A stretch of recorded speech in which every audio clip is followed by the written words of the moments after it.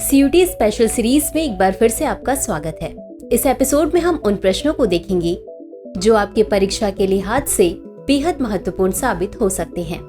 तो चलिए शुरुआत करते हैं। नामदफा राष्ट्रीय उद्यान किस राज्य में स्थित है? ए असम, बी मणिपुर, सी अरुणाचल प्रदेश, डी मेघालय। इस प्रश्न का सही उत्तर है विकल्प सी अरुणाचल प्रदेश। चलिए देखते हैं इसके विश्लेषण को। नामदफा राष्ट्रीय उद्यान अरुणाचल प्रदेश के चांगलांग जिले में स्थित है, जो अपनी समृद्ध जैव विविधता के लिए जाना जाता है। बता दें कि हाल ही में इस पार्क में ग्रेट फोरिंग तितली देखी गई थी। अगला प्रश्न है, विरासत प्रदर्शनी के आयोजन के लिए कौन सा संगठन जिम्मेदार है? ए संस्कृति मंत्रालय, बी पर्यटन मंत्रालय, सी राष्ट्रीय हथकरघा विकास निगम लिमिटेड, डी अखिल भारतीय हस्तशिल्प बोर्ड। इस प्रश्न का सही उत्तर है विकल्प सी। चलिए देखते हैं इसके विश्लेषण को। राष्ट्रीय हथकरघा दिवस मनाने के लिए विरासत प्रदर्शनी का आयोजन वस्त्र मंत्रालय के तहत राष्ट्रीय हथकरघा विकास निगम लिमिटेड द्वारा किया गया है।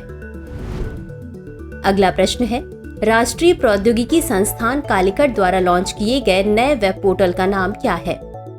ए निर्वाण, बी निवाहिका, सी नवोदय, डी निरंजन। इस प्रश्न का सही उत्तर है विकल्प बी निवाहिका। चलिए देखते हैं इसके विश्लेषण को। हाल ही में राष्ट्रीय प्रौद्योगिकी संस्थान कालीकट ने निवाहिका नाम से एक वेब पोर्टल लॉन्च किया है।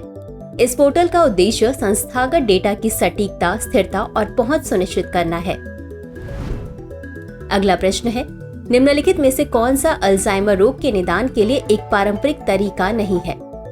A amyloid PET scan, B tau PET scan, C cerebral spinal fluid, D simple blood test. इस प्रश्न का सही उत्तर है विकल्प डी सिंपल ब्लड टेस्ट। चलिए देखते हैं इसके विश्लेषण को।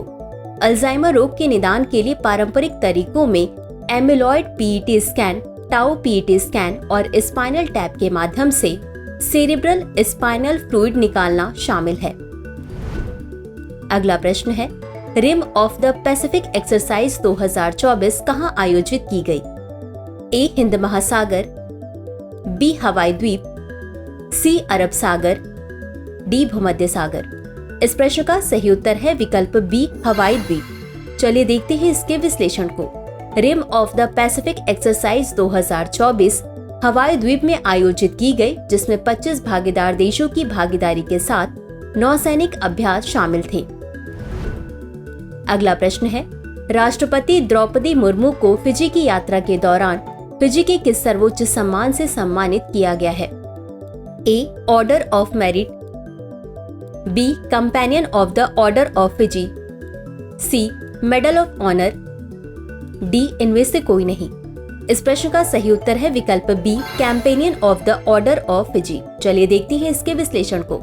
राष्ट्रपति द्रौपदी मुर्मू को फिजी की यात्रा के दौरान फिजी के सर्वोच्च सम्मान companion of the order of Fiji से सम्मानित किया गया है।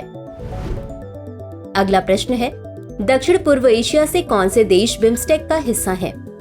ए म्यांमार और थाईलैंड, बी मलेशिया और इंडोनेशिया, सी वियतनाम और कंबोडिया, डी फिलीपींस और लाओस। इस प्रश्न का सही उत्तर है विकल्प ए म्यांमार और थाईलैंड। चलिए देखते हैं इसके विश्लेषण को।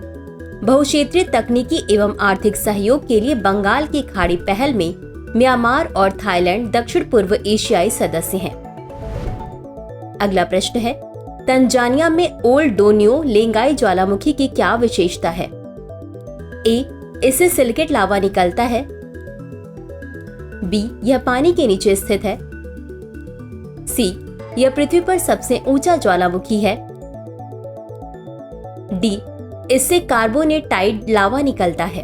इस प्रश्न का सही उत्तर है विकल्प डी। चलिए देखते हैं इसके विश्लेषण को। ओल्ड डोइन्यो लेंगाई ज्वालामुखी से कार्बोनेटाइड लावा निकलता है। कार्बोनेटाइड लावा अत्यधिक तरल होता है और इसमें सिलिकेट खनिजों की बजाय कार्बोनेट खनिजों का अनुपात अधिक होता है। अगला प्रश्न है, कौन सा शहर भारत का पहला प्रशासनिक इकाई होगा जहां नए आपराधिक कानूनों का 100% कार्यान्वयन होगा?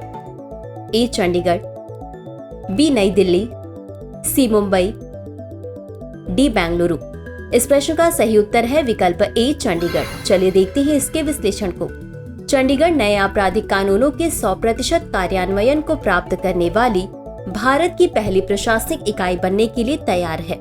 इसमें भारतीय न्याय संहिता, भारतीय न्याय सुरक्षा संहिता और भारतीय साक्ष्य अधिनियम शामिल हैं। अगला प्रश्न है, हर घर तिरंगा अभियान कितने वर्षों से राष्ट्रीय आंदोलन के रूप में विकसित हो रहा है? ए 1 वर्ष में, बी 2 वर्ष में, सी 3 वर्ष में, डी 4 वर्ष में। इस प्रश्न का सही उत्तर है विकल्प बी 2 वर्ष। चलिए देखते हैं इसके विश्लेषण को। हर घर तिरंगा अभियान जो नागरिकों को अपने घरों पर राष्ट्रीय ध्वज फहराने के लिए प्रोत्साहित करता है, पिछले 2 वर्षों में एक राष्ट्रीय आंदोलन के रूप में विकसित हो रहा है। अंत में देखते हैं आज के अभ्यास प्रश्न को। 2024 में आयोजित होने वाले भारत के पहले बहुराष्ट्रीय वायु अभ्यास का नाम क्या है? ए तरंग शक्ति, बी भारत शक्ति, सी वायु शक्ति, डी रक्षा शक्ति।